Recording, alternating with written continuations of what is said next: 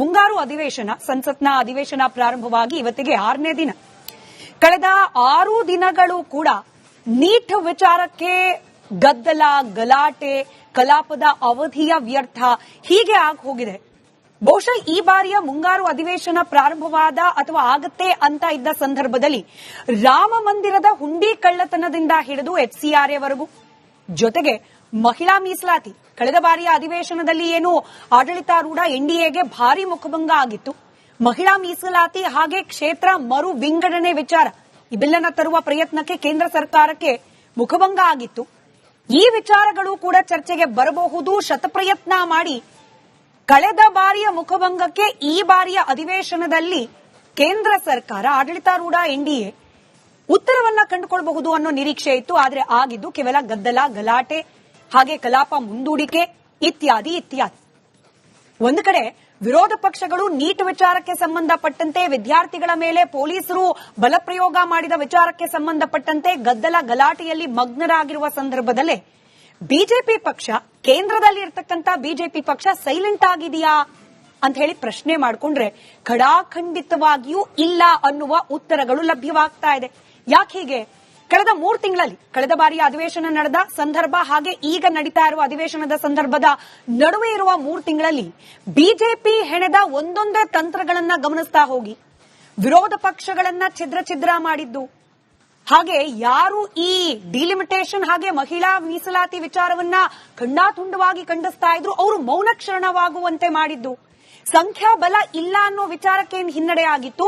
ಹಂತ ಹಂತವಾಗಿ ಸಂಖ್ಯಾಬಲವನ್ನ ವೃದ್ಧಿಸಿಕೊಳ್ತಾ ಹೋಗಿದ್ದು. ಇನ್ಫ್ಯಾಕ್ಟ್ ಕಳೆದ 4-5 ದಿನಗಳ ಹಿಂದೆ ನಡೆದ ಘಟನೆಯನ್ನೇ ನಾವು ಗಮನಿಸಿದ್ರು ಕೂಡ ವಿರೋಧ ಪಕ್ಷಗಳೆಲ್ಲವೂ ಕೂಡ ಬೀದಿಯಲ್ಲಿ ಪ್ರತಿಭಟನೆ ಮಾಡ್ತಿದ್ದ ಸಂದರ್ಭದಲ್ಲಿ ಶರದ್ ಪವಾರ್ ಅವರು, ಸುಪ್ರಿಯಾ ಸುಳೆ ಅವರು ನಿಧಾನವಾಗಿ ಹೋಗಿ ಮೋದಿ ಅವರನ್ನ, ರಾಜನಾಥ್ ಸಿಂಗ್ ಅವರನ್ನ ಭೇಟಿಯಾಗಿ ಬಂದ್ರು. ಅಲ್ಲಿಗೆ ಯಾರೆಲ್ಲ ಪ್ರಬಲವಾಗಿ ವಿರೋಧ ಮಾಡ್ತಾ ಇದ್ರು ಈ ಡಿಲಿಮಿಟೇಷನ್ ಹಾಗೆ ಮಹಿಳಾ ಮೀಸಲಾತಿ ವಿಚಾರಕ್ಕೆ ಸಂಬಂಧಪಟ್ಟಂತೆ, ಅವರೆಲ್ಲರನ್ನ ತಮ್ಮ ತೆಕ್ಕೆಗೆ ತೆಗೆದುಕೊಳ್ಳುವ ಪ್ರಯತ್ನವನ್ನ ಬಿಜೆಪಿ ಅರ್ಥಾತ್ NDA ಮಾಡ್ತಾ ಇರುವಂತಿದೆ.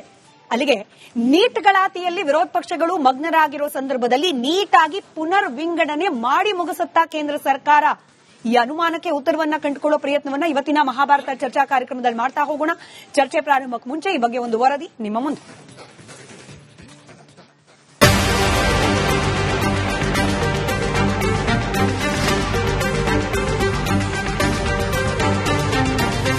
ನೀಟ್ ಹಗರಣ, ಜಿರಳೆ ಗಲಾಟೆ ನಡುವೆ ಪ್ರಧಾನ ರಾಜೀನಾಮೆ ಪಡೆಯೋ ಹಠ.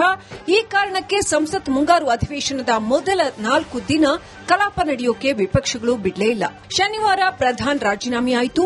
ಇಂದು ಪರೀಕ್ಷಾ ಸೋರಿಕೆ ತಡೆಗೆ ಕಠಿಣ ಕಾನೂನು ತರೋ ಪ್ರಯತ್ನದ ಭಾಗವಾಗಿ ಮಸೂದೆ ಮಂಡನೆ ಯತ್ನ ಆಯಿತು. ಆದರೂ ವಿಪಕ್ಷಗಳ ಗದ್ದಲ ನಿಂತಿಲ್ಲ. गतिरोध पैदा कर सांसद के प्रश्न हैं। सदन की कार्रवाई आज 12 बजे तक के लिए स्थगित की जाती है. ಈ ಬಾರಿಯ ಕಲಾಪ NDA ಪಾಲಿಗೆ ಮಹತ್ವದ್ದು. ಬಹು ಚರ್ಚಿತ ಮಸೂದೆಗಳಿಗೆ ಅಂಕಿತ ಹಾಕಿಸಿಕೊಳ್ಳೋ ಇರಾದೆ ಬಿಜೆಪಿ ನೇತೃತ್ವದ ಕೇಂದ್ರ ಸರ್ಕಾರಕ್ಕೆ ಇದೆ. ಅದರಲ್ಲೂ ಕಳೆದ ಬಾರಿ ಸಂಖ್ಯಾಬಲದ ಕೊರತೆಯಿಂದ ಸೋಲು ಕಂಡಿದ್ದ ಮಹಿಳಾ ಮೀಸಲಾತಿ ಮತ್ತು ಕ್ಷೇತ್ರ ಪುನರ್ ವಿಂಗಡಣೆ ಬಿಲ್ ಈ ಬಾರಿ ಪಾಸ್ ಮಾಡಿಸಿಕೊಳ್ಳೋಕೆ ಹವಣಿಸ್ತಾ ಇದೆ ಕೇಂದ್ರ ಸರ್ಕಾರ. ಇದಕ್ಕಾಗಿ ಕಳೆದ 3 ತಿಂಗಳಲ್ಲಿ ಆಪರೇಷನ್ ವಿಪಕ್ಷ ಮಾಡಿ 2/3 ಮೆಜಾರಿಟಿ ಹತ್ತಿರಕ್ಕೂ ಹೋಗಿದೆ NDA.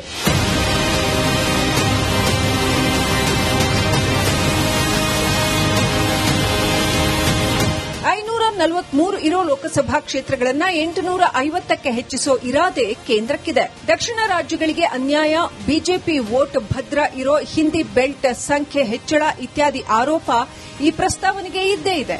ಆದರೆ ಹಿಂದೆ ಇದಕ್ಕೆ ತೀವ್ರ ವಿರೋಧ ಮಾಡಿದ್ದ ಕೆಲ ವಿಪಕ್ಷಗಳು ಈಗ ಮೆತ್ತಗಾಗಿವೆ. ಇಂಡಿ ಕೂಟ ಕಳೆದ 3 ತಿಂಗಳಲ್ಲಿ ಒಡೆದ ಮನೆಯಾಗಿದೆ. ಹೀಗಾಗಿ ಇದು NDA ಕನಸು ನನಸಾಗಿಸಿಕೊಳ್ಳೋಕೆ ಸೂಕ್ತ ಕಾಲ.